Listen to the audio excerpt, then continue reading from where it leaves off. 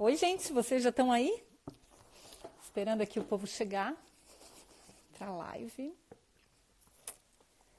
Já estamos no ar esperando as pessoas. Oba, já temos. Alô, Karen, primeirona. Já tá chegando gente aqui. Eu entrei 3 minutinhos antes. Oi, Márcia. Entrei um pouquinho antes para dar tempo do pessoal chegar e se organizar. Oi, Márcia. Todo mundo chegando aí. Ai, Maria Flávia, maravilhosa. Maravilhosa você.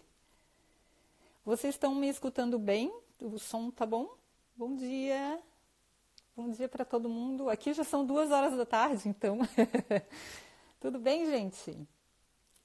Estou aqui, aquarentada, em Berlim, como todo mundo. A gente vai agora, não vai falar de coronavírus, porque ninguém aguenta mais esse assunto. Todo mundo tem que ficar em casa e hoje a gente vai conversar sobre coisas diferentes para que a gente possa ter mais ideias quando isso tudo acabar, que a gente espera que seja logo, né? Estamos torcendo para que seja logo. Vamos fazer a nossa parte aqui para tentar achatar a curva de contágio e não esgotar os hospitais. Então a gente tem que aproveitar esse tempo que a gente tem agora como uma oportunidade de estudar antes da prova. Porque quando isso acabar, o mundo vai ser diferente do que era antes. A gente vai ter que fazer algumas adaptações, então é bom que a gente tenha ideias, que a gente tenha tempo para pensar um pouquinho antes. Oi, Enio Padilha, que luxo! Que bom que o pessoal agora está chegando. Muita gente bacana. Todo mundo chegando aqui. Raquel. Então, e aí hoje a gente vai tentar dar algumas ideias para vocês. É estudar antes da prova, exatamente isso, Maria Flávia, porque a gente está aqui recolhido com uma oportunidade. A gente tem que ver isso como uma oportunidade de parar, porque do jeito que o mundo estava indo em desabalada carreira, rumo à destruição completa, não ia dar muito certo. Então eu penso que essa é uma oportunidade de a gente parar e repensar muitas coisas. A gente tem que mudar muitas coisas. A gente vai ter que tomar muitas decisões importantes, então a gente tem que olhar esse período de recolhimento, para quem pode se dar o luxo, né? Esse período para a gente conseguir repensar algumas coisas que são importantes e fundamentais e que vão fazer diferença na nossa vida daqui para frente. Então eu penso que é isso, a gente está tendo oportunidade de estudar antes da prova. Quando acabar tudo isso, vai ser a prova e a gente vai ver o que a gente vai fazer, né, da nossa vida e das nossas coisas. Mas o bom é que a gente tem ferramentas para isso, a gente tem conhecimento, a gente tem ciência, a gente tem tecnologia. Vamos tentar fazer o melhor possível para que a gente consiga sair bem dessa. Antes de começar direitinho, certinho as coisas, eu queria aproveitar, enquanto o pessoal está chegando e se organizando, para agradecer o Diego, que é uma pessoa maravilhosa, que teve essa ideia maravilhosa de fazer essa série de lives para que o pessoal que esteja em casa possa adquirir algum conhecimento, conhecer alguns palestrantes da empresa e que cada um possa contribuir da melhor forma. Eu achei essa ideia maravilhosa, Diego. O Diego, aliás, é uma pessoa que tem ideias maravilhosas. Queria agradecer a equipe da DMT, a Laura, o Felipe, que é o designer que fez as peças gráficas, Patrícia, maravilhosa, que faz a divulgação, a Emília, as 3 Renatas da DMT, a Letícia, a Marcela, o Marcos, enfim, a DMT tem uma equipe maravilhosa, muito legal. Eu estou morrendo de saudades de vocês, espero que a gente possa se ver em breve. Queria agradecer também ao tio Flávio, meu irmão mineiro, amorzinho da minha vida, querido tio Flávio, que também fez divulgação na sua rede do Tio Flávio Cultural, que faz um trabalho belíssimo. A Unisociesc, a pós-graduação São Judas, a BRH Minas Gerais, que são sempre parceiros. Então, é muito bacana que esse pessoal ajuda a compartilhar conhecimento e eu me sinto muito honrada de fazer parte dessa rede. A gente só vai ter meia hora aqui para conversar, então eu não queria gastar muito tempo falando de mim. Então, eu resolvi falar uma coisa só. Tudo que vocês têm que saber sobre mim é que eu sou uma pessoa de muita sorte.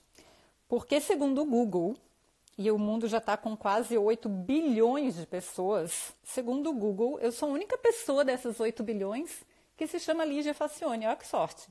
Então, isso significa que se vocês forem dar um Google no meu nome, tudo que aparecer vai ser eu mesma, não vai ser de outra pessoa. Eu acho super prático. Então, não preciso me apresentar. Quem já me conhece. Quem não me conhece, depois, se tiver curiosidade, pode dar um Google lá no meu nome e descobrir uns podres ao meu respeito. Não tem tantos, eu acho. Enfim, espero que não. Mas, resumindo, eu estudo bastante inovação, moro em Berlim, então a gente está fazendo a transmissão aqui de Berlim, e tenho algumas coisas que eu aprendi e que gostaria de compartilhar com vocês, já que a minha área de estudo é inovação e tecnologia. Então, já temos quase 100 pessoas, eu acho que a gente já podia começar a falar sobre o assunto propriamente dito, para que a gente possa aproveitar o máximo tempo. Primeiro, a gente precisa ter ideias em muita quantidade. Não basta a gente ter... Por que não basta a gente ter 3 ideias a respeito de um problema qualquer? A gente tem muitas coisas novas que a gente precisa ter ideias para decidir, tanto em relação ao nosso trabalho, como em relação à nossa vida pessoal. Enfim, a gente precisa gerar ideias. Por que é importante a gente não se contentar em gerar, eu quero montar um negócio de vendas pela internet. Eu vou pensar aqui uma coisa que eu possa fazer para vender pela internet. Por que não é suficiente que eu tenha 3 ideias ou 4 ideias e teste essas ideias? Porque, gente, essas ideias vão ser óbvias. Todo mundo já teve essas ideias. Alguém já tentou, alguém já testou. Eu vou contar uma coisa que eu não sei se as pessoas vão gostar de ouvir. Mas, segundo os especialistas, para que você tenha uma boa ideia, uma ideia realmente diferente, que faça diferença no mundo, você precisa ter 100 ideias. 100. Então, você vai... Segundo aqui, eu tenho um especialista em inovação, que também trabalha com neurociência, que é o Judkins, que é o autor. Depois, se alguém quiser, eu passo a referência. Mas ele diz o seguinte: se você produz 100 ideias...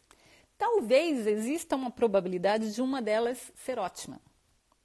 Se você produz 5 ideias, as chances de uma ser boa vão ser quase nada, porque é uma questão de estatística. É como você jogar 100 vezes, apostar num jogo, ou você apostar só 5 vezes. Quanto mais você jogar, mais possibilidades você tem de acertar. Então, as chances... As primeiras 40 ideias que você tiver a respeito desse tema vão ser as mais óbvias, porque outras pessoas já pensaram nisso. As próximas 40 ideias vão ser diferentes, porque você já vai ter tentado pensar alguma coisa um pouco menos frequente. As últimas 20 vão ser as mais estranhas, vão ser as mais esquisitas e surreais, porque aí você forçou a sua mente em áreas que você não tinha pensado antes. As últimas 20 é que vão ser as interessantes. As últimas 10 é que você devia catar ali alguma coisa para poder testar. Isso explica por que tanta gente, tão pouca gente tem sucesso na área de inovação. Porque quando eu vejo assim, alguém criou o Tinder não sei do que, ou o Uber não sei do que lá. Gente, é uma coisa óbvia isso. Quem teve a ideia original foi o Tinder e foi o Uber. Os outros que fizeram o Tinder não sei o que lá, e o Uber não sei o que lá, e ficam copiando a ideia, eles estão entrando numa selva louca para continuar a disputa no mercado, mas eles não têm muita vantagem competitiva porque a ideia não é original. A ideia original é o Uber, a ideia original é o Tinder, não é o Uber não sei do que lá e o Tinder não sei do que aqui. Então pode ser que dê certo, mas vai ter muita concorrência, porque... são coisas muito óbvias que todo mundo já pensou.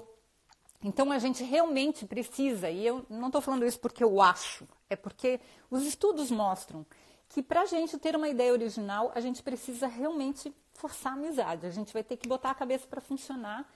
E um bom exercício que aumenta a probabilidade de a gente ter uma boa ideia é ter 100 ideias. Putz, mas... 100 ideias? Gente, 100 ideias é dificílimo. É uma coisa muito difícil de ter 100 ideias. Por quê? Mas se eu conseguir ter essas 100 ideias, eu vou aumentar a minha chance de ter sucesso lá nas últimas que eu escolhi. E não dá para pular, não dá para eu começar pelas 10 últimas. Eu tenho que ter as 90 antes. E aí ninguém quer fazer isso. E é por isso que a maioria quer ficar copiando as ideias dos outros, porque dá muito trabalho, exige um exercício muito disciplinado. E como diz esse autor que eu acabei de citar, exige desapego do ego. Por quê? Porque você vai ter que admitir que você não é um gênio e que você vai ter 5 ideias e uma delas é tão maravilhosa e espetacular. Porque o grande problema que acontece com a gente é que a gente está lá sentado em algum lugar e a gente tem uma ideia e a gente se acha um gênio porque teve aquela ideia brilhante. Na verdade, aquela ideia não é brilhante. Se eu tive uma ideia só, ela não é genial. Alguém já teve essa ideia antes. Então, a gente precisa fazer um exercício para gerar 100 ideias. Ou gerar muitas ideias cada vez que a gente tem um problema para resolver ou que a gente tem uma questão importante para resolver. E a outra coisa do desapego ao ego é uma coisa boa, porque é o seguinte, você fez 100 ideias, tá? As últimas 10 lá são mais interessantes. Eu vou testar, separei 5 para testar. A gente faz isso em workshops de Design Thinking. Então, o que eu faço? Eu testo uma, não deu certo. Não faz mal, eu tenho mais uma. Não deu certo? Não faz mal, eu tenho mais, eu tenho muitas ideias. Quando você tem muitas ideias, você não se apega a uma dessas ideias. Você vai experimentando outras. E aí o teu ego não fica machucado quando a coisa não funciona e não dá certo. Você vai continuando. Porque você é rico de ideias, você tem muita coisa para poder apostar. Então isso aí faz com que a gente consiga aumentar a nossa confiança no negócio e baixar um pouco a bola, que a ideia que a gente teve não foi tão genial assim, que a gente tem que começar a testar e não se apegar a ela. Se der errado, tudo bem, descarta e tenta outra. E aí não fica tão difícil, né? Então, um grande problema que acontece com a maioria das pessoas é que elas têm, sei lá, 10 ideias e se apaixonam pela terceira. E se apaixonam e só tem aquelas. E se apaixonam perdidamente. Se não der certo, elas tentam e teimam e forçam. E aí perdem tempo, perdem dinheiro, porque não... Aquele orgulho, não, mas essa ideia é muito maravilhosa. Não, gente, vamos ter muitas ideias. Espero que eu tenha convencido todo mundo de que eu preciso ter muitas ideias, para que pelo menos uma delas seja a ideia mais legal. Não é garantia, nunca é, mas a probabilidade aumenta. Ok, eu espero ter convencido vocês de que a gente precisa ter muitas ideias. Mas como é que a gente vai fazer isso? Imagina, vocês já tentaram fazer uma lista? Ah, eu vou resolver um problema porque eu tenho um sofá que não cabe na minha sala. Como é que eu vou resolver isso?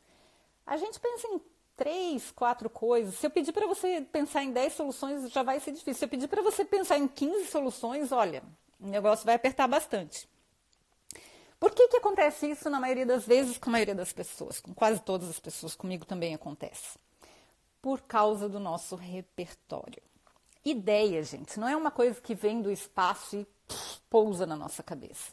Ideia é uma recombinação do que já tem dentro da minha cabeça. Eu simplesmente pego as coisas as experiências que eu tive, as coisas que eu aprendi, tudo aquilo que eu construí ao longo da minha vida e coloquei dentro da minha cabeça e eu misturo essas coisas para ter ideias.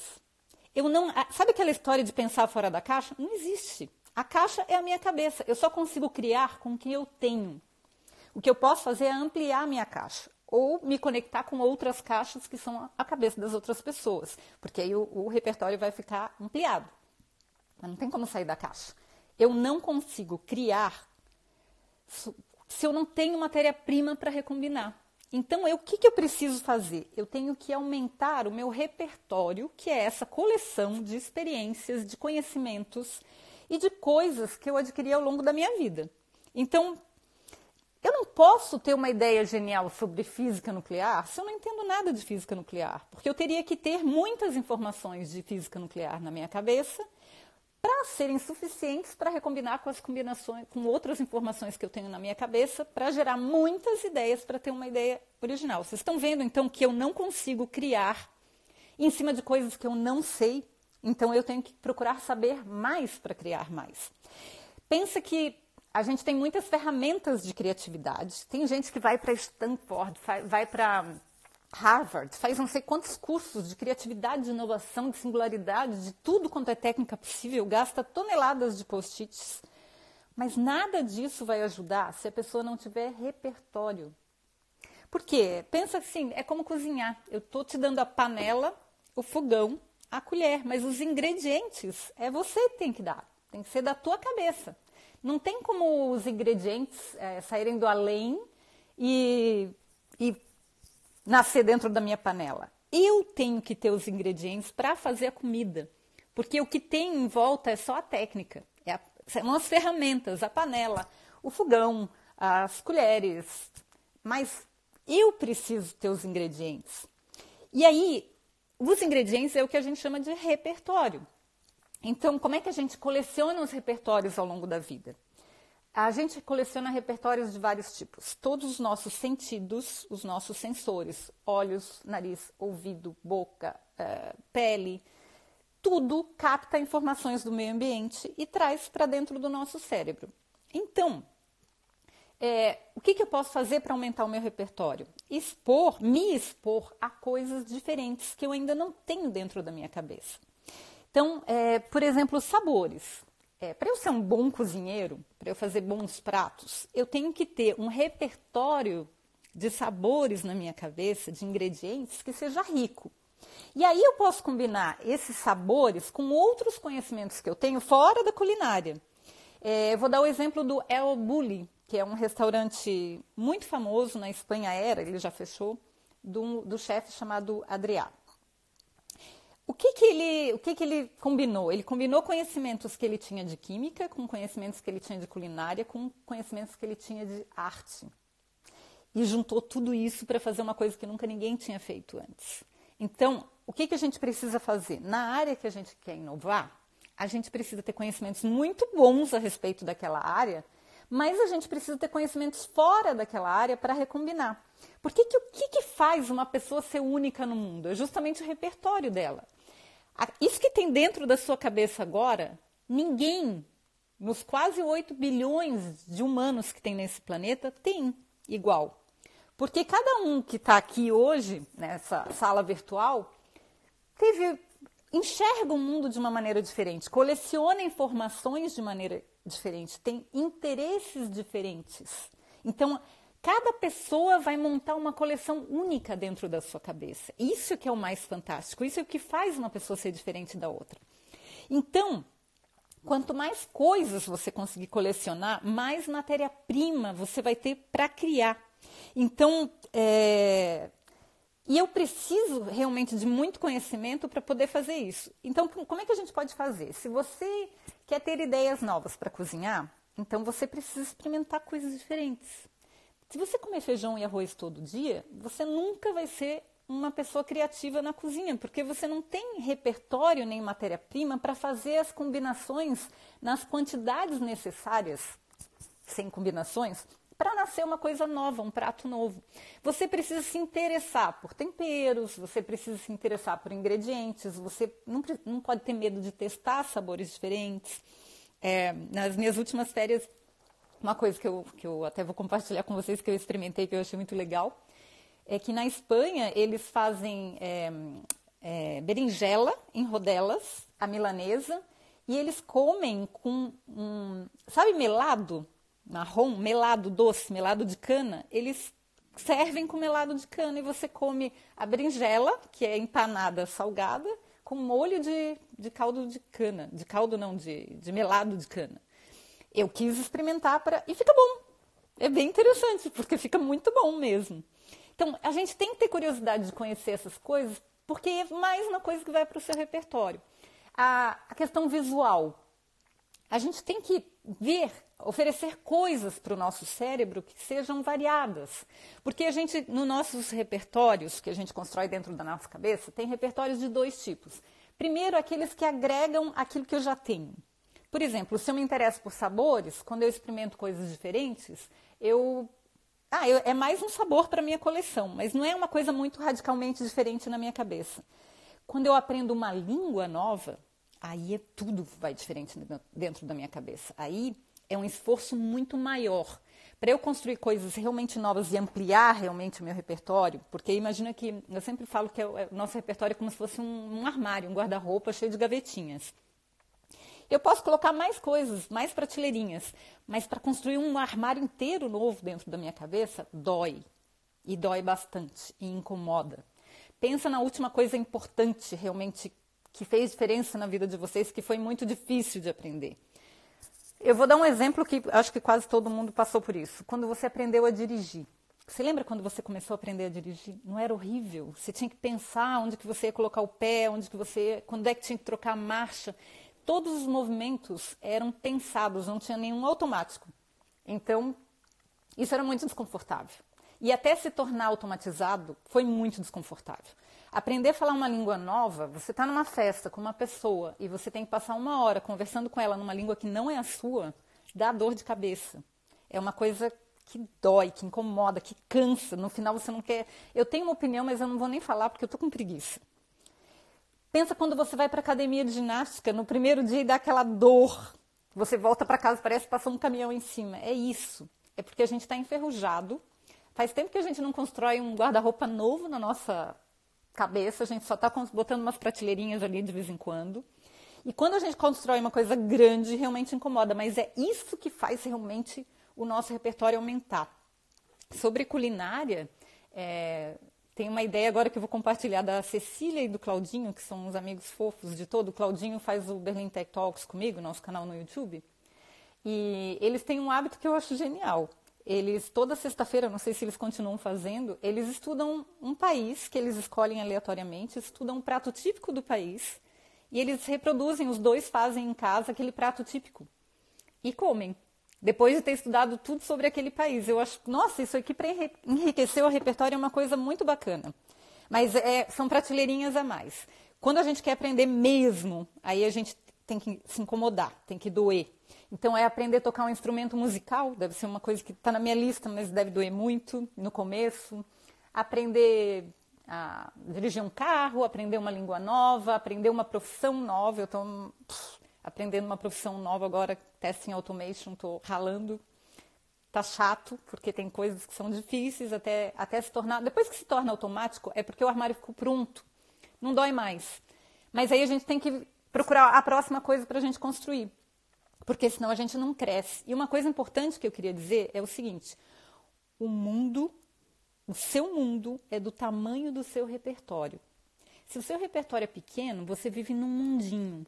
Se o seu repertório é grande, o seu mundo vai ficando grande, grande, grande, vai aumentando. Vão aumentando a sua... Você tem uma vida muito mais legal, você aprende muito mais coisas, você vê que o mundo é maior. Então, quanto mais a gente amplia o nosso repertório, mais o nosso mundo fica maior. Então é isso, gente. O mundo é do tamanho do meu repertório. Então a gente tem que realmente tentar expandir o máximo que a gente conseguir. Então, mas tem várias maneiras que a gente pode fazer para expandir esse repertório. Por exemplo, viajar. Viajar é uma coisa maravilhosa para expandir repertório. Mas, se você pega um avião no Brasil, viaja, sei lá, para um país que você nunca esteve antes. E a primeira coisa que você se hospeda num hotel de rede, que a gente chama de no place.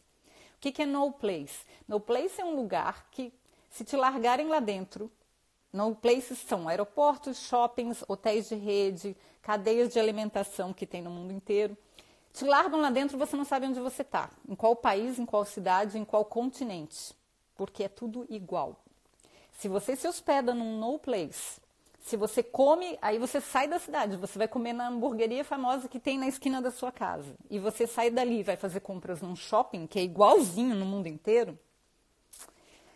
Pode ter sido divertido, não tem certo ou errado a viagem de cada um, mas com ampliação de repertório em viagem, não valeu. Para ampliar repertório em viagem, você tem que andar de transporte coletivo, a pé, comer a comida que as pessoas comem, de preferência tentar entender a língua, ouvir as conversas das pessoas e ver como elas vivem. Isso que é ampliar repertório. Não é alugar um carro e sair indo de cidade em cidade e vendo os pontos turísticos e voltando para casa. Isso é legal? É bacana, é divertido. Mas eu estou falando de ampliar repertório, gente. Experiências diferentes, novas, coisas que vão fazer o teu mundo ficar maior. comendo a mesma coisa todo dia, o teu mundo não vai ficar maior. Pelo menos não um mundo gastronômico. Então, tenta ampliar, aprendendo coisas que nunca você fez antes. Por exemplo, uma aula de dança. Aprende uma dança. O repertório corporal vai aumentar muito, bastante. Você vai fazer movimentos no teu corpo que você nem sabia que existia. Aprender a tocar um instrumento musical, aprender uma língua. E agora a gente está numa fase boa, que tem um monte de cursos à distância sendo oferecidos gratuitamente. A gente pode até... É o paradoxo da escolha. Tem tanta coisa para escolher que a gente não sabe nem o que escolher, né? Mas tem muita coisa. História da arte, a gente pode visitar museus, a gente pode aprender um monte de coisas diferentes. E a gente pode escolher coisas exóticas para aprender também. Eu vou fazer origami. Eu vou aprender a fazer aquela massinha que eu esqueci, slim. Eu vou aprender a, sei lá. Tem muitas coisas que a gente pode aprender e que vão ampliar o nosso repertório. Mas tem uma coisa em especial que amplia muito o repertório das pessoas, que é trabalho voluntário. Trabalho voluntário faz a gente sair da nossa bolha e ver o mundo de um outro ponto de vista que a gente nem imaginava que existia, porque é muito fácil a gente se isolar na bolha.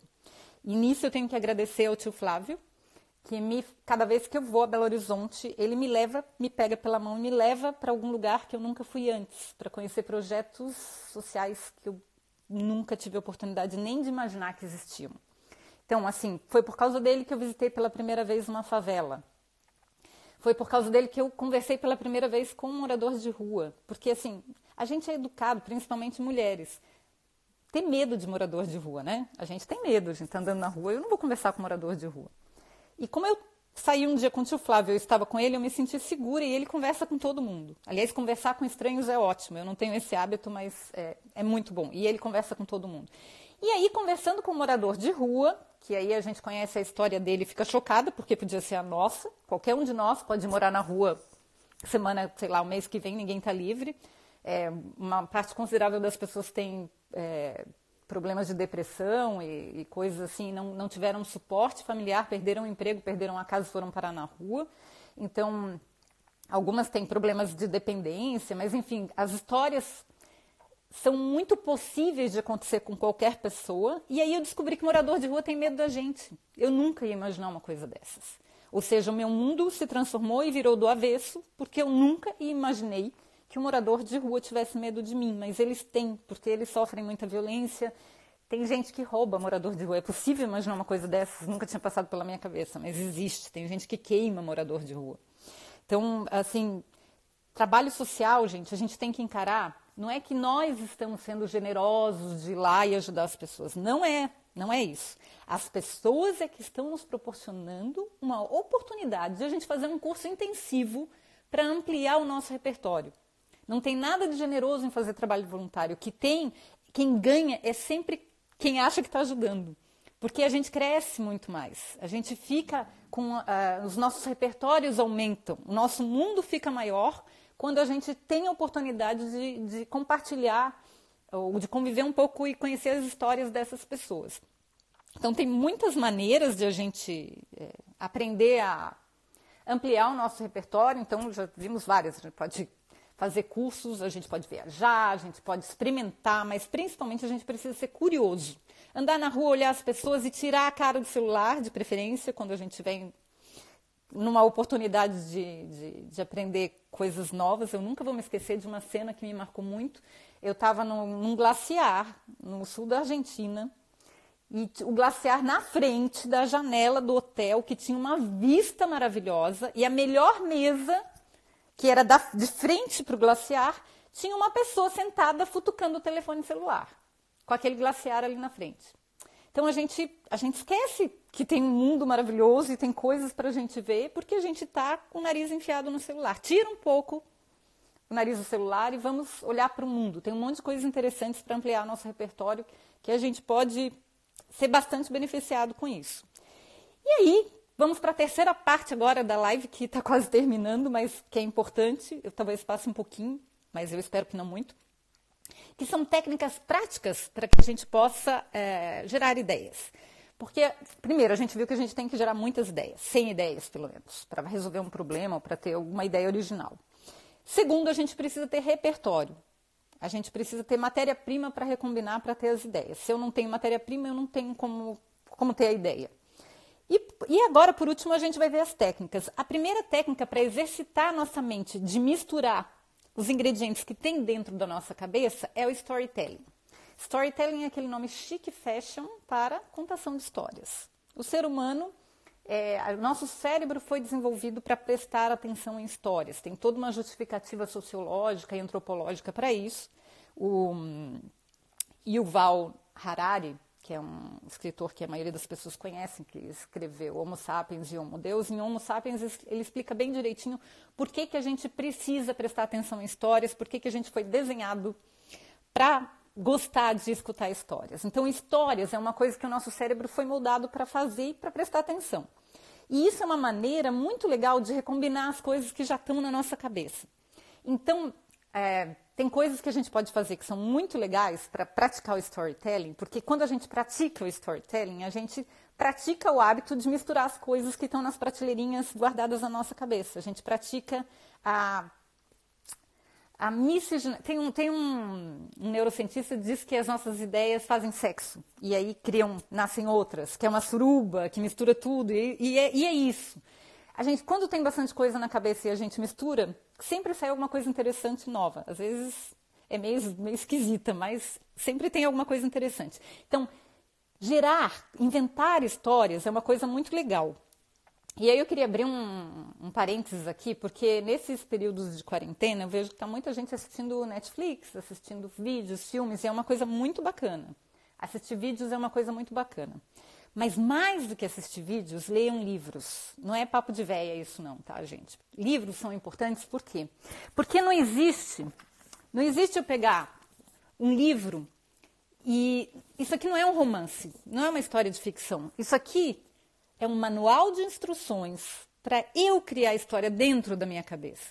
Então, quando eu leio um livro, todo um mecanismo do meu cérebro para criar a história é ativado. Isso faz bem para a minha cabeça. Porque tudo que está escrito ali em letrinhas, num papel, eu preciso construir na minha cabeça. A história, um mundo inteiro eu preciso construir na minha cabeça. Quando eu assisto um filme, é uma coisa legal. Mas alguém já pensou por mim. Alguém já construiu aquele mundo por mim. Eu estou passivamente só recebendo a informação. Eu não estou construindo nada na minha cabeça. Então, quem puder, gente, não estou falando que é ruim assistir filme, não. Mas para o nosso cérebro é melhor que a gente leia livros, principalmente de ficção. Coisas, mundos imaginados, histórias diferentes, emoções, a gente consegue sentir o que o personagem sente. Então, para que a gente possa criar histórias, é bom que a gente tenha a prática de construir histórias dentro da nossa cabeça. E um exercício bom para isso é a leitura. Mas a gente pode ouvir uma pessoa contando uma história também, é uma coisa que a gente tem que criar dentro da gente, quando a gente só ouve. O pior de tudo é o visual, porque está pronto. Eu não tenho que fazer nada, eu só tenho que ficar assistindo. Mas que também é legal. Mas, enfim, como é que a gente pode praticar o storytelling no dia a dia?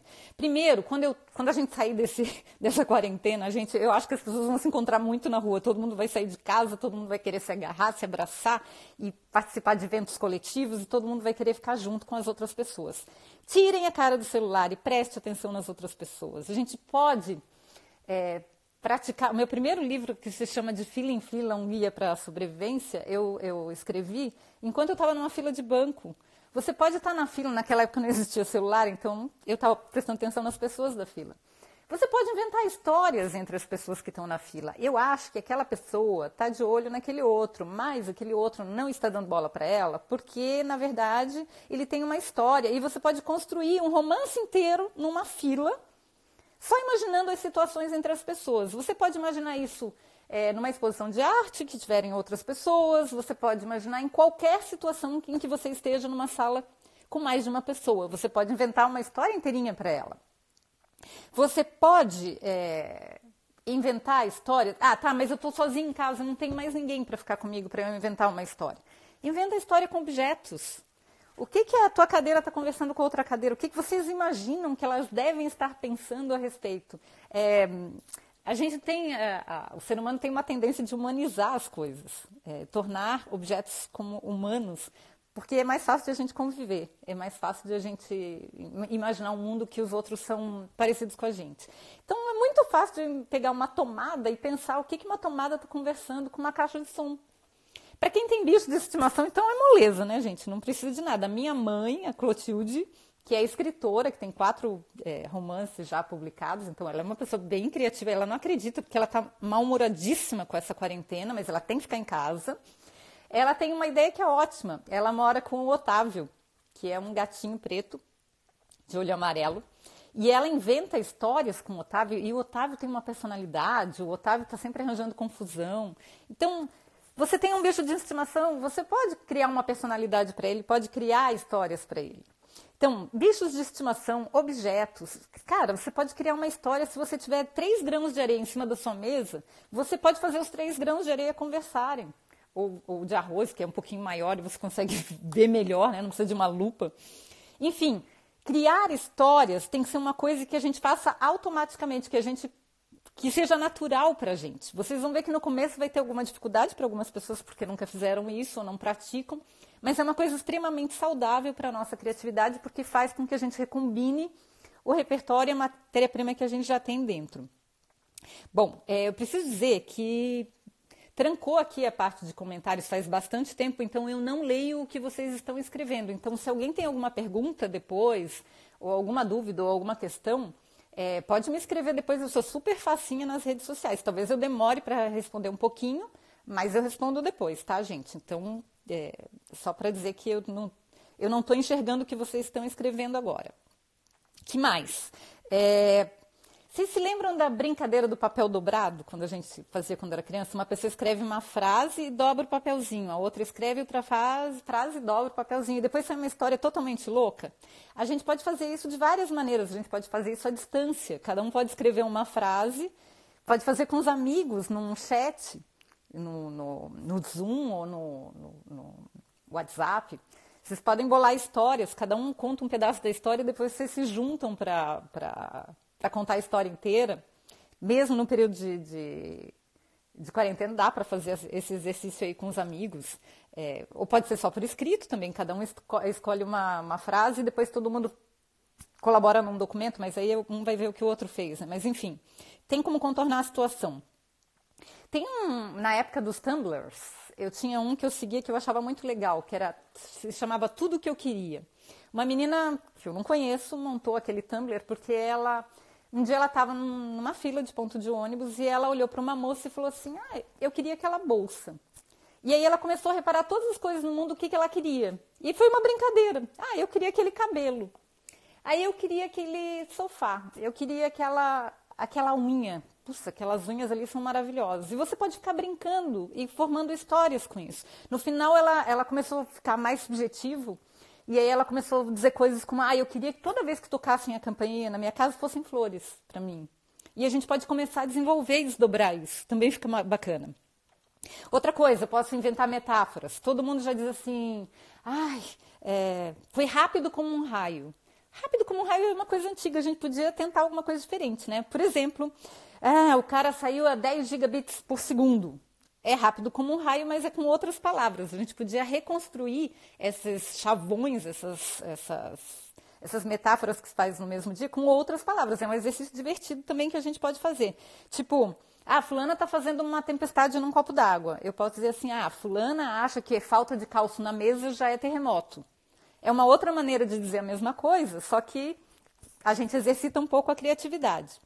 A gente pode exercitar a criatividade e a contação de histórias também com massinha de modelar, com objetos que a gente acha em casa, recortando revistas, substituindo histórias que a gente já conhece por pessoas diferentes, tipo assim, eu vou recontar a história da Bela Adormecida, mas só que a Bela Adormecida vai ser a Madonna e o príncipe vai ser a Lady Gaga. E aí, tenta fazer esse exercício, como é que seria essa história? Que mais que a gente pode fazer? Gente, é muita coisa. A gente pode pegar um objeto e criar uma história para aquele objeto. Tá vendo esse garfo aqui que eu comprei? Na verdade, esse garfo está passando pela 10ª geração e pertenceu ao rei não sei de onde, que na verdade recebeu da avó dele, que tinha sido escrava não sei aonde. E a gente pode construir uma história enorme. Parece bobagem? Isso é exercício, gente. Isso é um exercício muito bom para a cabeça da gente, porque aí a gente percebe que a gente sempre precisa ter mais repertório para que as histórias não fiquem iguais ou muito parecidas. Então, a gente pode fazer um outro tipo de exercício que eu também gosto de fazer. Eu cheguei até a começar no meu blog, objetos impossíveis. O que são objetos impossíveis? Tem no meu blog uma lista. Eu queria uma moto que voasse na altura das nuvens. Eu queria, ou profissões impossíveis. Eu queria uma pessoa, a minha profissão de futuro seria uma pessoa que fosse decorador de nuvens. Conforme tivesse o astral da cidade, ele era contratado pela prefeitura para decorar as nuvens, algumas estampadinhas ou tom sobre tom, e fazer a paisagem da cidade. Eu queria uma caneta que mostrasse aonde tem dor, por exemplo. Eu apontava a caneta e a caneta me mostrava onde que a pessoa estava sentindo dor. Eu queria uma coisa que fizesse o cabelo, que eu passasse um spray e o cabelo crescesse. Enfim, a gente pode inventar um monte de coisas. A gente pode inventar diálogos impossíveis. Que tipo de assunto, por exemplo, o Einstein poderia conversar com o Felipe Neto? A gente pode inventar duplas ou trios que dariam conversas muito divertidas. Uma coisa que eu gosto muito, que eu descobri há um tempo e depois eu comecei a desenvolver mais, superpoderes inúteis. Porque todo mundo quer ter superpoderes. Eu queria poder voar, eu queria poder ter visão de raio-x, eu queria poder ser invisível, mas tudo isso tem utilidade. O que seriam superpoderes inúteis? Superpoderes inúteis. Eu conseguiria conversar com plantas, mas eu conversaria, mas só uma frase de cada vez com uma planta. Eu só poderia trocar uma frase de cada vez com uma planta e daí esgotou minha capacidade de comunicação com a planta e eu ia ter que conversar com outra. Então, não ia servir para muita coisa, porque sempre ia começar o assunto novamente. Ou eu posso conseguir botar o meu nariz dentro da minha orelha. Isso é um superpoder que não serve para nada. Então, criar superpoderes inúteis é muito mais difícil e desafiador do que criar superpoderes úteis. É uma ginástica mental muito mais trabalhosa. Vocês tentem aí em casa que vocês vão ver que é difícil. E outros pontos de vista, por exemplo, como é que eu tenho um problema para resolver. Eu tenho que levar uma mala daqui para a cidade vizinha. Como é que uma criança de 5 anos resolveria esse problema? Como é que um elefante resolveria esse problema? Como é que um tatu resolveria esse problema? Como é que eu resolveria esse problema se estivesse chovendo ou se estivesse muito calor? Ou se estivesse no meio de um furacão? Como é que eu resolveria como é que um chinês resolveria esse problema? Como é que o Mickey Mouse resolveria esse problema? Como é que acho que a maioria não vai lembrar, mas como é que o MacGyver resolveria esse problema? Como é que, se eu tivesse poder e controle sobre as leis da natureza, como é que eu resolveria esse problema? Se eu pudesse mudar as leis do meu país, como é que eu resolveria esse problema? Como é que eu resolveria se eu tivesse todo o dinheiro do mundo? O dinheiro não fosse problema. Como é que eu resolveria? Como é que eu resolveria se eu não tivesse nenhum centavo? A minha solução tinha que ser 0. Como é que eu resolveria esse problema se necessariamente eu tivesse que usar uma bola e uma corda? Como é que eu resolveria se eu pudesse mudar as proporções de todas as coisas do universo? Por exemplo, eu podia fazer um planeta virar do tamanho de uma bola de tênis e podia fazer uma pessoa virar do tamanho de um elefante. Vocês estão vendo como tem possibilidades? Como é que eu resolveria o problema usando tecnologia mais avançada que existe? Como é que eu resolveria o problema sem usar nenhuma tecnologia? Só uma pedra, por exemplo. Enfim, eu posso desdobrar isso infinitamente. Mas para conseguir desdobrar infinitamente, eu preciso exercitar. Porque senão dá um bloqueio e você não consegue pensar em muita coisa. Então, com essas ferramentas de storytelling, de mudar a perspectiva, de fazer exercícios, você consegue gerar isso sem ideias. Vai dar trabalho, vai custar tempo, enquanto no começo vai ser muito mais difícil. Quer dizer, as primeiras respostas vão ser muito fáceis, mas depois o negócio começa a ficar difícil, porque a gente não tem prática, porque a gente tem poucos elementos no nosso repertório. Nosso repertório sempre é insuficiente. Então, a gente tem técnicas, como as que eu falei, existem muitas outras, que a gente pode gerar soluções e a gente pode gerar ideias, porém, eu preciso ter repertório, preciso ter paciência, Preciso não me achar nenhum gênio e não me apaixonar por nenhuma ideia. Isso é importante, a gente não se apaixonar por nenhuma ideia. Mas a gente tem tudo que precisa. Na verdade, a gente tem tudo que precisa para mudar o mundo. Tá tudo aqui, ó. E as coisas que a gente colocar aqui dentro. Então, é basicamente isso que eu tinha para compartilhar com vocês. Dei um chute aqui no negócio. Eu espero que tenha sido útil, que vocês tenham conhecido algumas técnicas para que a gente possa gerar ideias. E eu me coloco à disposição, eu realmente não tá atualizando os comentários que vocês fazem. Mas eu me coloco à disposição porque a gente pode, sei lá, acessando a rede social, todas as redes sociais eu estou com o mesmo nome, então vocês podem fazer perguntas ou pedir ideias, mas o que eu queria dizer é que até acabar essa pandemia, eu vou estar lançando um livro novo que se chama Atitude Pró-Inovação, onde tem isso e mais um monte de outras coisas a respeito de inovação, ideias, um pouco de neurociência, como é que a gente desenvolve as ideias, como é que é o nosso processo de desenvolver ideias, de aquisitar conhecimentos e como é que isso funciona dentro da nossa cabeça. E alguns exemplos aqui de Berlim, alguns exemplos de pessoas da história que nos deixaram legados de como é que a gente pode ser mais criativo, enfim. Tudo isso está condensado num lugar só que eu tentei resumir para que vocês pudessem se lembrar depois. Tá bom, gente? Eu espero que vocês tenham gostado. Eu adorei estar aqui com vocês. Espero que a gente tenha outras oportunidades. E continuem assistindo às outras lives da MTA, que tá bem bacana, tá bom, gente? Muitíssimo obrigada pela oportunidade, eu adorei. Tchau. Como é que termina isso aqui? Beenden. Tchau.